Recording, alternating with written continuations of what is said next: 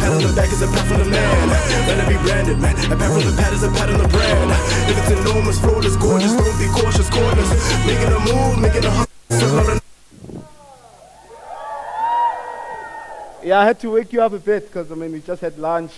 Just if you were having those, after heavy lunch moments where you want to doze off a bit, I had to wake you up with that song. When I say pat, pat, say pat on brands. Pat, pat. Pat, pat. Yeah, we're going to have a very important discussion today around the retail sector. One of the sectors that really play a very significant role in our economy, contributing 17% into annually on our towards our GDP, and really a sector that creates a lot of employment. Also a sector that for many entrepreneurs sort of have frustrations with or have a love-hate relationship with, right? We all know the struggle, those of us that are selling products, of getting shelf space, right? Getting to the big retailers where they want to sometimes, eat our margins. When we pitch a particular price, they say it's too expensive, you need to reduce it. So on our panel, we have a very, a powerful panel, someone who's an entrepreneur, who's walked the journey, and who's established, I think, one of the most, I'd say, successful brands, in South Africa, right? Sheldon, Tactchell, where is he? From Legends, Barber. Give it up for him.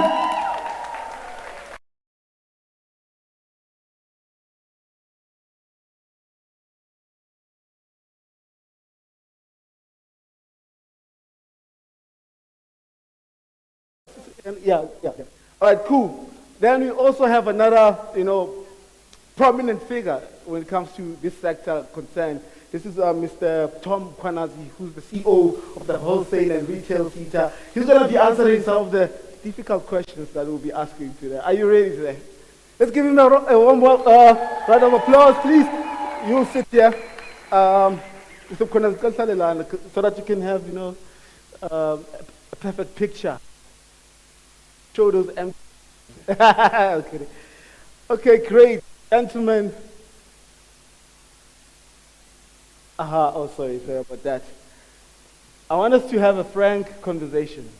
There are a lot of entrepreneurs here, especially those that are sitting outside because they're actually looking after their stands, because they're selling products and they have the dreams and hopes that one day also they can have, their products available at major retailers. And it can be, they can be easily accessible and obviously ultimately make money.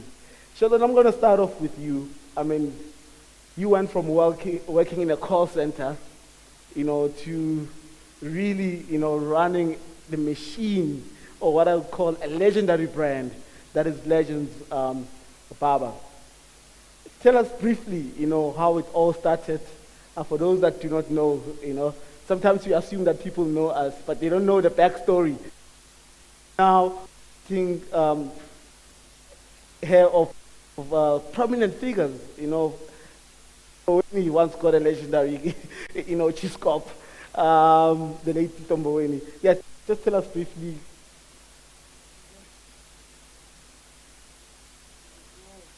Good afternoon, everyone. How are you all? You're good? It's good to be here. It's good to be here. Shout out to Bulelani. You see you at the back. Can we just give a round of applause for Bulelani, guys? Okay, so for many who don't know, my name is Sheldon. And like most of you, I started my business on the side of the road in a township called El Dorado Park. Yes. All I had was a clipper and a chair, nothing else. And that's how I got started. And saw people actually lining up to come get haircuts at my particular stand and wondered what makes me so different compared to any other barber in our community. And I went across to them and I saw what they were doing.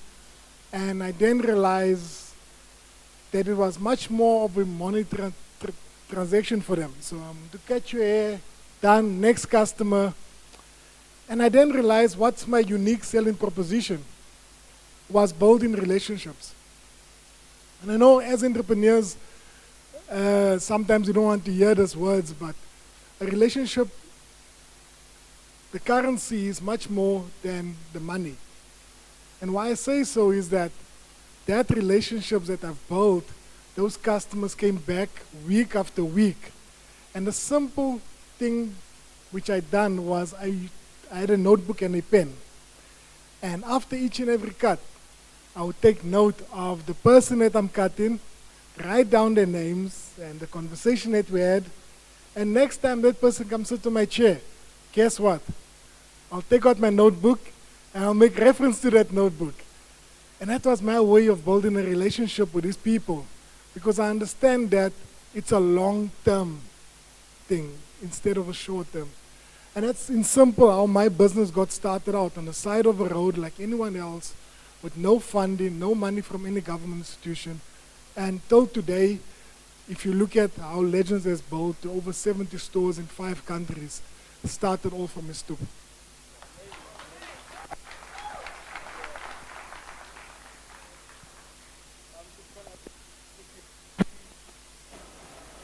Tell us briefly about the kind of work that you and our SETA is doing.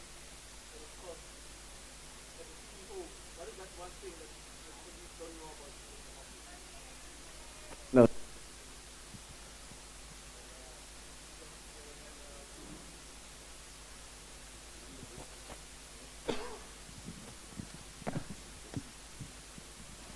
Okay. Can you hear me now?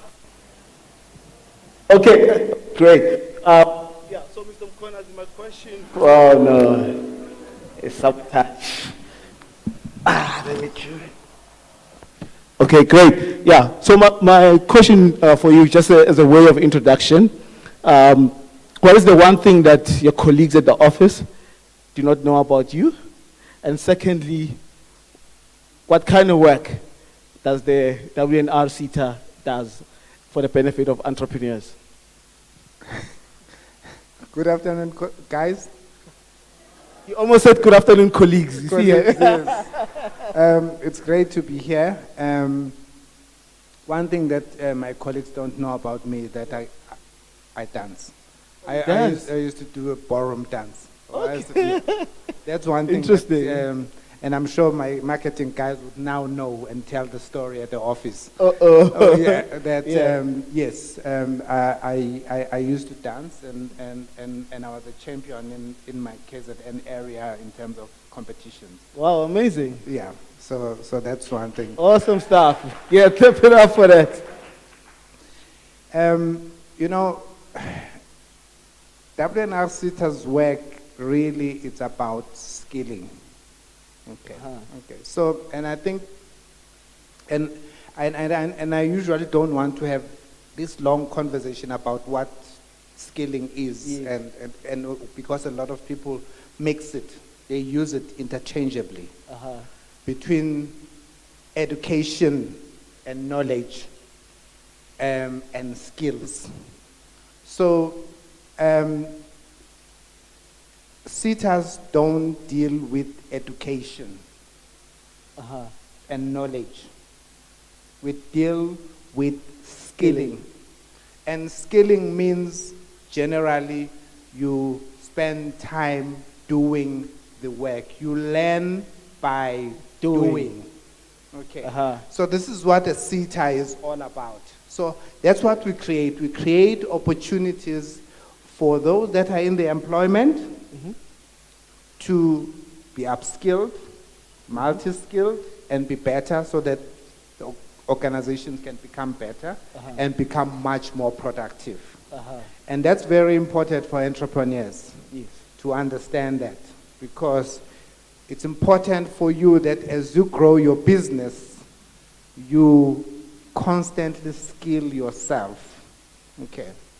Today, a skill is now 1.5 years.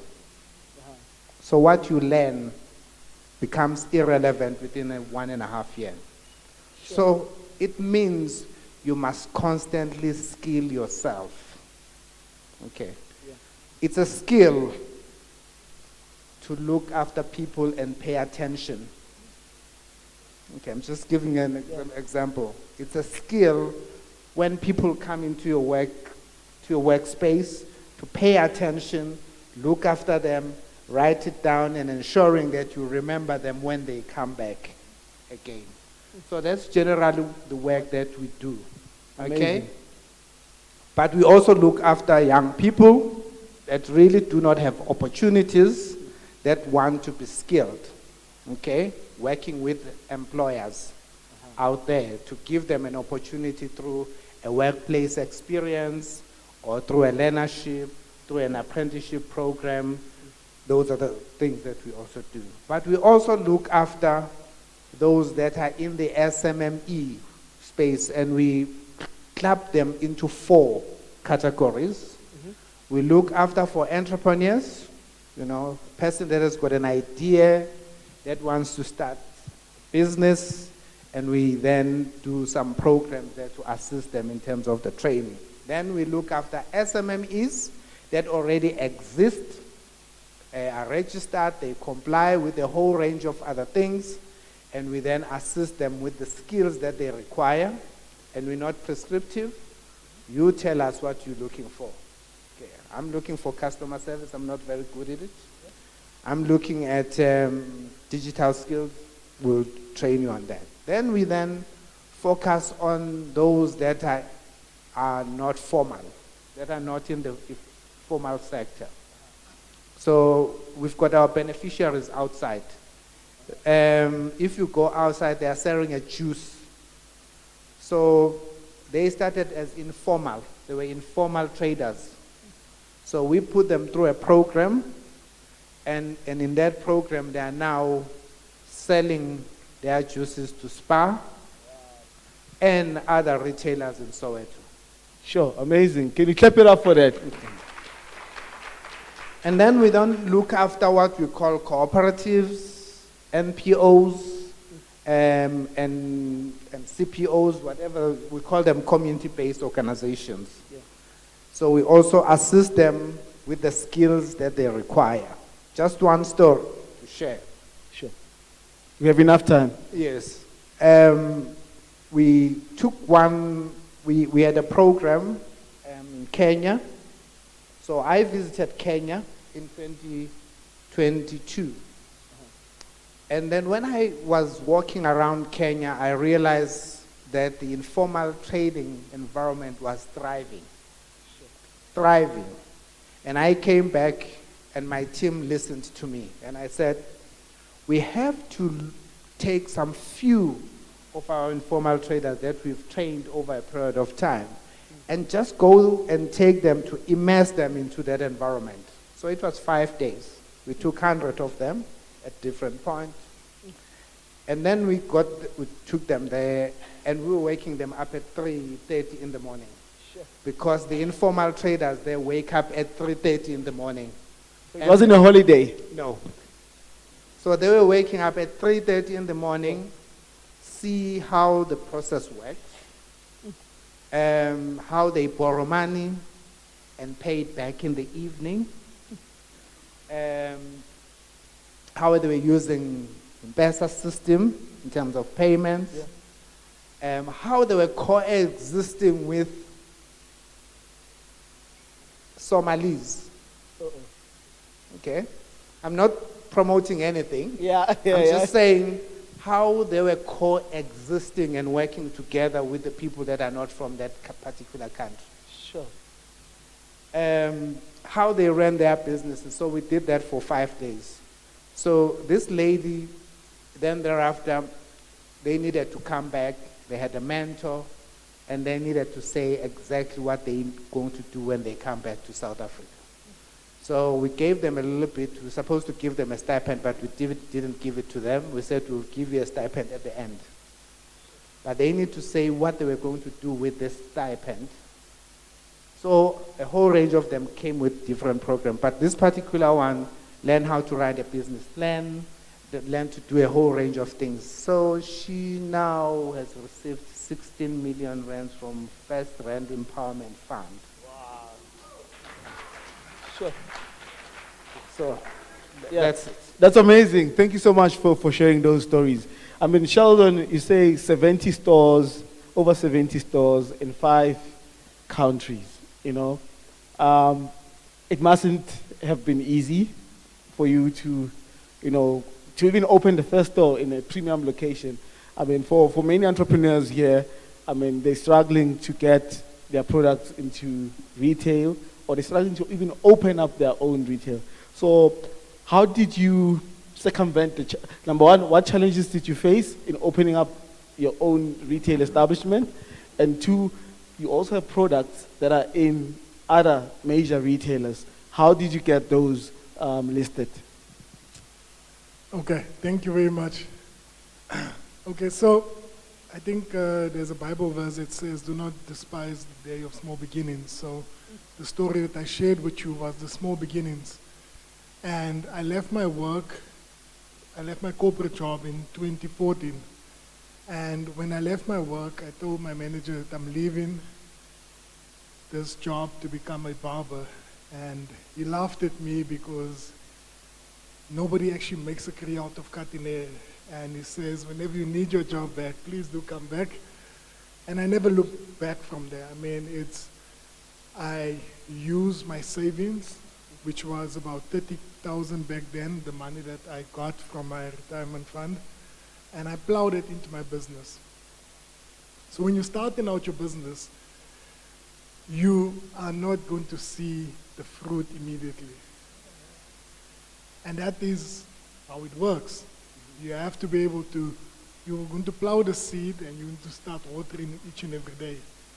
And there's a time where God entrusts you with a little. And if you're able to manage that little, He will entrust you with much more. And it became a process where you start doing these things on a regular basis, that it starts becoming a habit within your life. And then your goal is to open 5 stores in 5 years, which I didn't know how I was going to do that. I never knew what is the plan of action. I had a route in my mind, but once you start doing this on a regular basis and start plowing back the profits that you're making in your business, so you know what, I'm going to start making flyers. I'm going to start boosting my post on social media. I'm going to start getting my product out in the market. I'm going to start attending these exhibitions just to get my product known to people out there. And I'm going to do as much as possible for my brand to be seen in people's faces, because that's exactly what you need to do. And whatever you need to do to get your brand out there. It's crazy because I'm sharing this with you. I just arrived this morning from China. We were at the exhibition, and we were visiting different people's factories. And each and every factory that we visited, Pat, all of them have salespeople that's working 12 hours each and every day. Sure. And the type of work ethic that they put into just selling their brand online, in people's faces, they will be in your face constantly. And sometimes that's what you have to do in order to get your product out there, because nobody knows what your product does. Nobody knows the benefits of a product. Nobody understands what a product will do. So you have to be the person that's an advocate for your particular product in whichever way possible. And this is exactly how I got into retail. So as you know, we in all the retail chains, whether it's Discount, Click, Spa, wherever, you name it, wherever. Yeah. And it's getting your product in the people's faces. It's telling them exactly, this is what you do. And sometimes when you speak to corporates, they don't worry about your brand. Your brand can be popular in terms of the lifestyle. As you know, Legends is very popular with the lifestyle brand. People associate it as that's the lifestyle. But when you speak to these corporate guys, they want to know, does your product sell? Does it move? Does your product sell? Show me a proven record as to how many products have you sold in this last couple of months. And I'm able to pull that out and say, based on the shops that we had, these are the number of products that we say. Based on the shops that we have listed, these are the number of products that we have. And now you're building that rapport with them, and now they're like, now we can do business together. And that's exactly how it works. So in order to get your product in the market, you definitely have to have a proven record. Also, very important, which I think most of the time we underestimate, is to have a product market fit. And sometimes we create products that's not fit for this particular market. And I've seen it many times with myself as well, where I bring a product into a market. Either it's too early or it's too late, and then you end up finding yourself that it doesn't reach the sweet spot. And you have to identify that and try to make the changes necessary. Sure, got you. Please clap it up for him. Yes. I think obviously the key takeaway from your answer, I think that's why I'm a brandpreneur. Branding is important. You know, a lot of entrepreneurs see it as an afterthought, or they see it as an expense, but rather than it being an investment into your business. That's why now when you walk into a Clicks, you know, you don't have to introduce yourself. You tell them, I run Legends Barber, because already there's that, you know, familiarity. It's known and it's widely received in the market. Thank you so much for that, Sheldon. Mr. Mkhwanazi, in terms of the SETA, I'm not sure if this sort of falls under your realm, but you often hear entrepreneurs saying, you know, we are not getting shelf space, largely because sometimes it's not only about the brand. The brand may be there, but the retailers are also squeezing them. They're squeezing their margins. They tell them, look, we can't sell this product at this particular price. There's listing fees. There are so many fees before you even get the product onto the shelf that one has to pay. Do you guys have a role to play in encouraging major retailers, one, to accept, two, maybe to subsidize the costs of associated with getting a product on the shelf space? No, we don't play in that space because our mandate is skills development, really. But we are aware of the challenges that entrepreneurs and SMME face. Okay, so for example, and I'm always gonna be telling you stories. Of course, we love stories. Yeah. So we've got a program. So I don't know whether you remember the Clicks story. Yes. About the hair. Tresemme. Yes. Yeah. Okay. So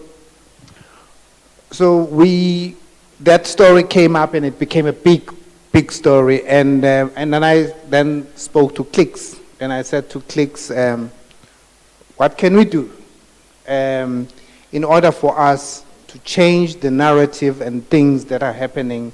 What can be the contribution? And then they pushed me into the organization that they report to. So then we started a program which was called Shelf Readiness Program.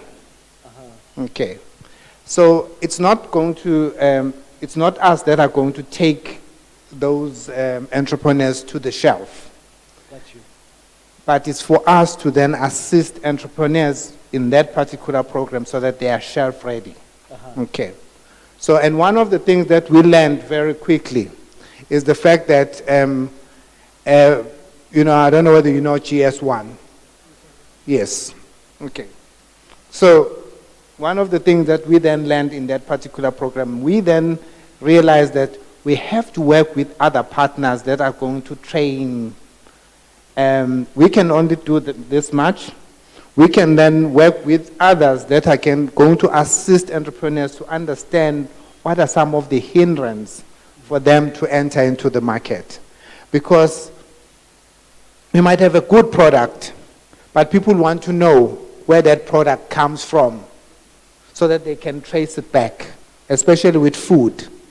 So they want to be able to trace it back. So we had that program that we put in place, Shelf Readiness Program. It was not as successful as I would have wanted to be, but 5 of the entrepreneurs ended up, one supplying frozen yogurt to Pick and Pay, and another entrepreneur is selling their juice in Cote d'Ivoire and Ghana. Wow. And there are others that are really running their businesses. So we contributed from that angle. But we've also had a program in in Eastern Cape where we approached Boxer. Okay, we said, Boxer superstores, you are bringing all these vegetables all over the show in big trucks. But you've got small scale farmers around here. Okay, it's not WNR SETA retail, but at the end of the day, they need to sell their products. We then said to Boxer, we will train them on how to run a business. You will come in and tell them what do you need. If you need a potato needs to look like what?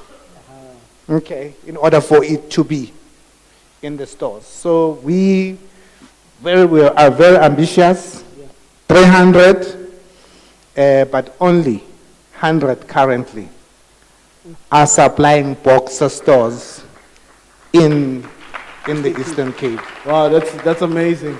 And one of the entrepreneurs there from Stagsprite, a lady, started with a trolley, bringing spinach. Now she hires 5. The municipality has given her land. She's got 15 employees seasonally that work in her space. So that's how we can do it on a smaller scale. But I think I was having a conversation with someone that there is a lot of work that if we partner with other partners, we can really do a lot in order to assist, because we are limited in terms of the work that we are supposed to do. Of course, and budgets are also limited. All right, cool. I think just for the benefit of the audience, we're going to start taking up questions. So if you've got any questions, please raise your hand so that the guys with the mic can come to you. I spotted a lady here in the front who's got a question. Whilst we're getting the mic to the audience, Sheldon, 10 years in the game, you are in 5 countries. What's next? I know they say legends don't stop. They ask what's next. No, thank you very much. Yeah, I think there's many things that we're busy with, and obviously scaling is one of them. But something that I'm really passionate about is that we have training and development academies that is situated across South Africa. So in our training centers, we actually upskill barbers not only to be employable at Legends, but to also be entrepreneurs of their own and one day be the Sheldons of their generations. And I think that's something much more of a passion than anything else. I would love to see that come to fruition, whether it's in Tembisa, whether it's in Shawela, whether it's in Shoshanguve, in any township possible, being able to be that change, because that's all that person needs. That person needs the skill, he needs the guidance, he needs the mentorship. And if we're able to help build entrepreneurs within our country, we'll see a better South Africa. Wow, amazing. All right, have you got the mics? Who's got the mic? Who has the mic? I could hear some. Okay, great. There's a gentleman at the back. What's your question? Please be live and direct. Good afternoon. My name is... Oh, sorry. Okay. Good afternoon. My name is Mkhwanazi, and I'm a founder of a brand called Moget. We manufacture dairy products, and we're based in Katlehong. So my question is regarding retail, right? And I can hear the whole training side of things. And while we really appreciate the training, we need to also emphasize the compliance side of things. And compliance is the biggest factor and is the most costly thing. Is there a way that WRCTA can help us in finding a way to subsidize compliance? Because that thing costs an arm and a leg. And that's the one thing that's stopping us from, reaching our fullest potential. Thank you. Thank you for that. You want to respond? We can play a role from a training point of view to create awareness, for you to know that if you operate in this particular area, an area needs to be zoned, we need to, fire issues, occupational health and safety. There we can play a role. But I think, I'm sure you were listening to me. We are very clear and are trying very much to get, to collaborate with the partners that can then assist you in those particular areas, because it's not our mandate. And I think it worries us as a SETA that when we do a program, these issues do come up. Yeah, because I wanted to ask you, Yes. sorry to interject there. Yeah. If you guys' mandate is really to upskill, or it's around skilling, Yeah. then the questions that are asked, like for example, things like subsidizing shelf space, things like subsidizing compliance, where can entrepreneurs knock? Who are those strategic partners that, or other departments that they can, is it the IDC, is it the DTIC? Obviously, it's SETA, which is now combined into one organization. Okay. As from the 1st of October, SEFA and SETA are now one organization. And that brand is called? What is it? CISA. SETA. Yes. Or SETA. It gets more complicated. Yeah. Okay. Yeah, SETA, which is a good thing, because there has been one does funding is an FDI, and the other assists you in the probably issues related to compliance and a whole range of other things. And I think the government is moving towards the right direction in terms of not working in silo. Got you. But we are also saying, that is why we've got an agreement with them, where we, an MOU, where we say we want to work together with you. So for example, we are supporting 2,000 SMMEs in the Western Cape, working with them. So we're putting money on funding, on training, and a little bit of stock, and they need to then play their role in terms of taking them further. Okay, so in KZN, for example, with the Department of KwaZulu Economic Development, it also depends on the province and the department. For example, we, in the northern part of KZN, we work with the Itala Bank, Economic Development, and us. And the economic development and the municipality, they are playing their role in terms of the issues related to compliance. We're providing training. The Tala Bank is providing gadgets, pay points.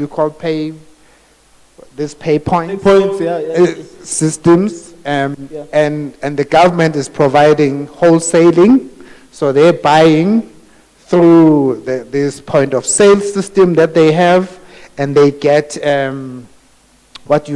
discounts, because all of them, all the 500 of them, when they all buy together, and then they are able to get discounts, but also these gadgets can be able to tell them that the stock is now depleting, and then they can then add more. Okay, it depends on the area and where you are,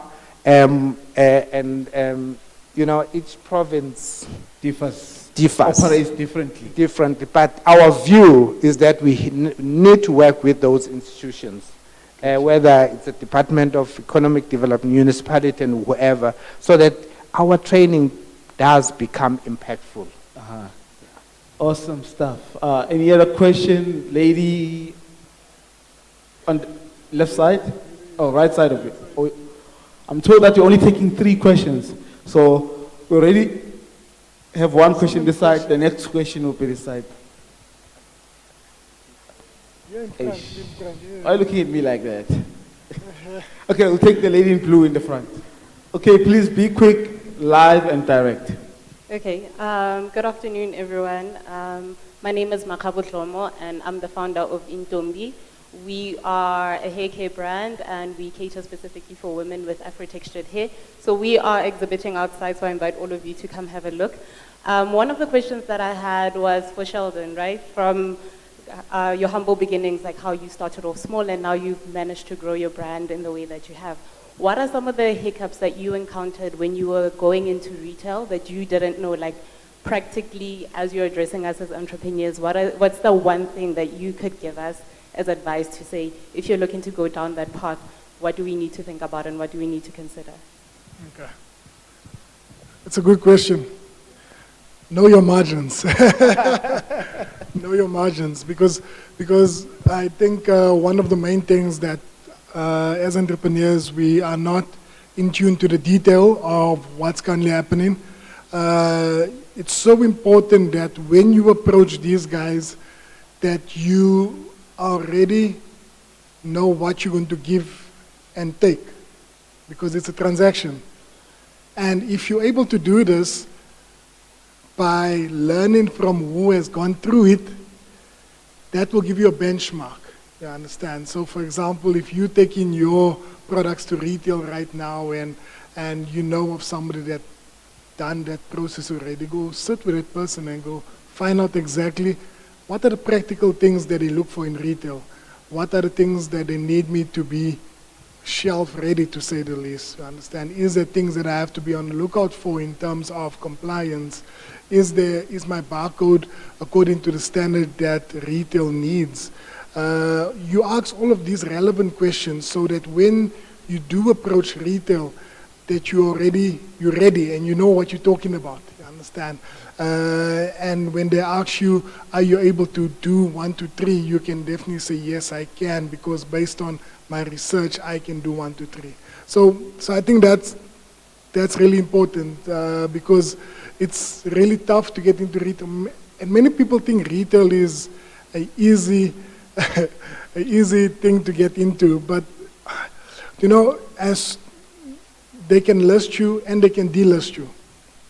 And when they delist you, they won't relist you. So just take it into account as well, that when you get listed, it doesn't matter whether in any retail space, that you don't want to come a point where your products isn't selling on their shelves and then they're going to delist you. I hope that answers your question. And you know what, I actually got a book for you, so you can grab this book here. Yeah, tap it up for her. This is for you. Thank you. Yeah, fantastic. That was a very good question, by the way, and a very good answer that you gave. There's a lady here in the front in blue. I did say that we already took 2 questions this side. With the permission of you, Mr. Sibusiso, can we just take 2 this side, so that you balance the scale out? Asomplief. Okay, good afternoon. Asomplief. Yeah. Yeah, good day everybody. Now I'm pressured to ask Sheldon a question because I want a book. But anyway, mine is more of a compliment and an appreciation to Mr. Tom Mkhwanazi and his team. I'm Nicolite. I'm part of TCB, Taking Care of Business. I actually heard from one of our center managers about this workshop, Ms. TD. What you're doing for young entrepreneurs in South Africa is immensely impressive. I'm one of the beneficiaries of SETA, so I'm now currently on a program where we are being given trade certificates, and I'm now an original seller of products from Woolworths, Ackermans, Jet, and all these stores. And that has changed my life immensely well, and thousands of women are benefiting from you guys. If you didn't know about TCB, you can all check it out. We are now, our lives have improved. So because it was a poverty alleviation project, so instead of them just teaching us how to just sell, they've turned us into entrepreneurs, professional entrepreneurs. You can even hear from my accent because of SETA. Okay. So thank you so much. My question is, however, with the government education system, SETA specifically, with the students in matric, grade 12, what are you guys doing to intervene into the education system? Because with us people in South Africa, the syllabus of entrepreneurship, it's not in our syllabus, I mean. So how are you guys intervening with the Department of Education to give us skills to teach business into people in high school and younger kids. Because learning business while you are an adult now, it becomes a bit tricky. What are your paths in that? Thank you. So I think the only place that we can really play a role is through career guidance, okay? Because it's two different departments. That's the first thing. But the second thing is that the education system in South Africa is changing, and it's going to take a little bit of time. So you now got a 3-stream system where young people can go academically, or they can go to other 3 streams, which will then give them a skill when they get into grade 10. So we're hoping that over a period of time, we will then change. But we do sometimes get into some programs, but it's just a drop in the ocean.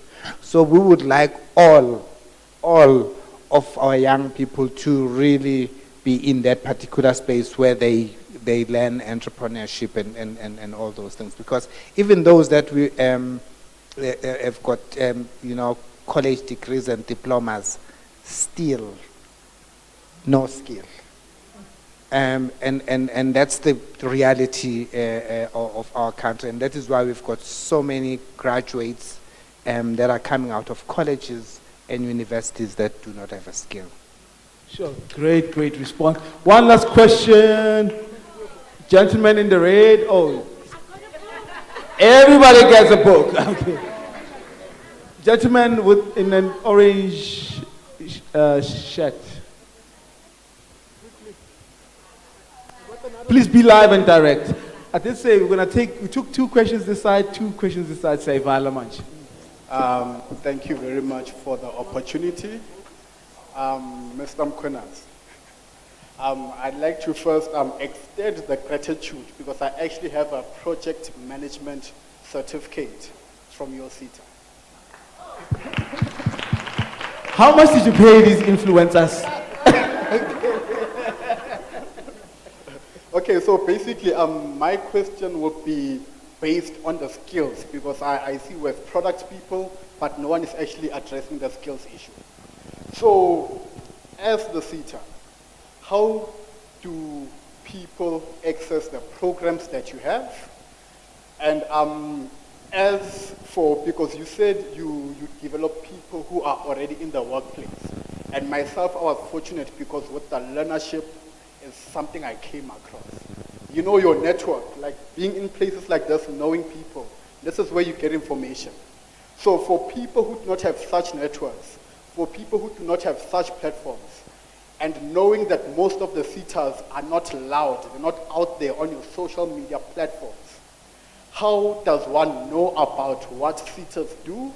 Because for people like ourselves, we only knew when we were young adults that, oh, there's actually SETAs, and this is what they do. So how do you get information to the people? And how can we benefit from skills, which is your big business? Thank you very much. I mean, it's opportunities like this. That is why when we get approached by organizations like these ones, we then partner with them because we can't get everyone. 2, we've got a number of career guidance platforms that we do nationally with Department of Education and the schools.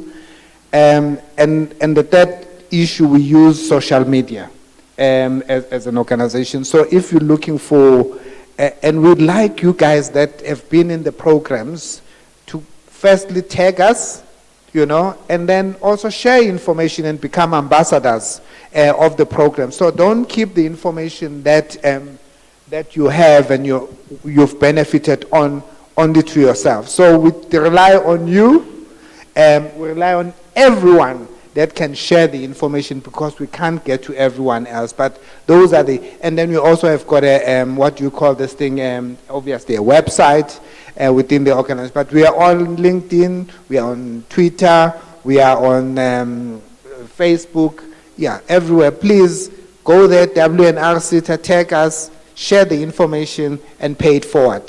Thank you. All right, cool. We're going to take one last question. Thank you. Yeah.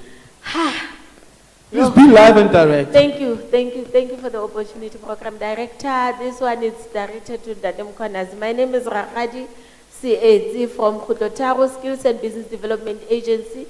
The company is based in Shaville. We're running an incubation program for different sectors of businesses. Now we're going directly to retail and wholesale.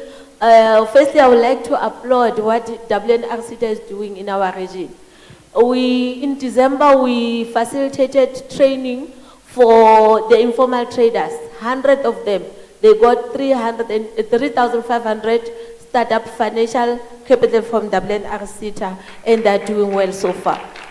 Two, we also managed to, through our strategic partner, facilitated training for learners with disability, where they were taken in one of the big retail stores in the Val, and then they went through the training.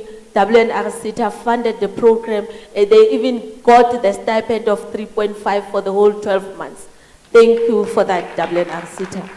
And then the last one, maybe before my comment, the last one, in Shaville, I think everyone is aware about what happened in Shaville and Bupilong around the retail space, the spaza shops and so forth.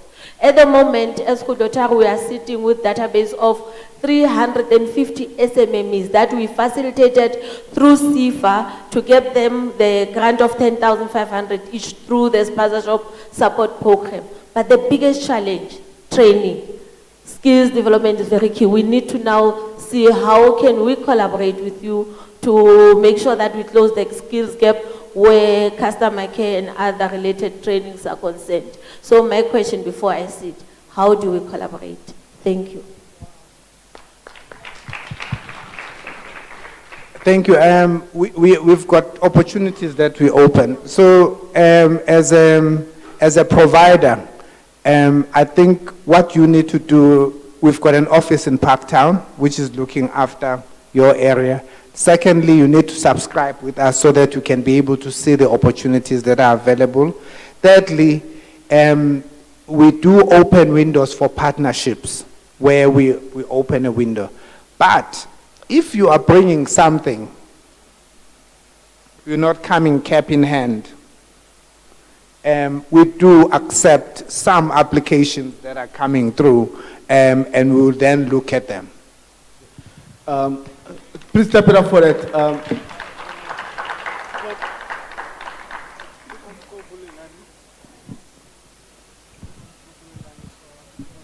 Bulelani, if you can please make your way to the stage. Whilst Bulelani is coming up, I just want to say I'm very encouraged, in listening your story. I've heard it countless times, Sheldon, that you built a brand from a stoop to now having 70 plus stores, and your products are everywhere. You now even have your own brand of machines that barbers can use to cut hair. I think it's truly remarkable. But also what's more encouraging as well is, oftentimes, Mr. Mkhwanazi, when you have platforms like these and you have people from government departments, often the audience or people in the audience, you'll have people complaining about people not responding to emails and whatnot. But what I found very encouraging is that almost every single one of the people that stood up today is saying praises for WNR-SETA, which I really think is very commendable, and it's something that needs to be multiplied. You're doing a great job there at WNR-SETA. Let's clap it up for Mr. Mkhwanazi, please. Is Bulelani coming up? Yes, yes. Bulelani, we're going to put you on the spot. Yes. Okay, can we stand up? Yeah. So, guys, you know what? So, for Bulelani to put something like this together is not easy, you understand? And I do believe that he deserves all the credit necessary, you understand? He deserves...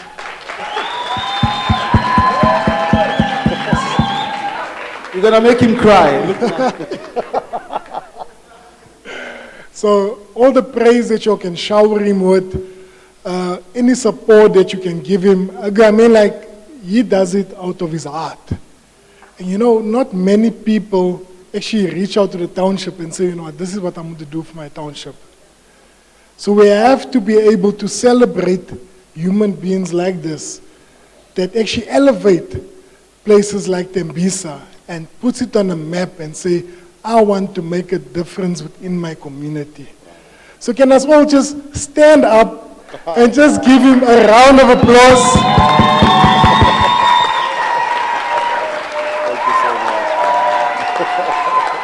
You deserve it, man. Thank you so much. Appreciate it. Thanks, man. Appreciate you. Thanks very much. All right, thank you, everybody. I bought a couple of books now. So the books that I'm giving away is the books that I bought. So, Bulelani, I want you must do the honors. If you can give away these books, please. So I bought all of his books here. Here's more here. No books. Everybody gets a book.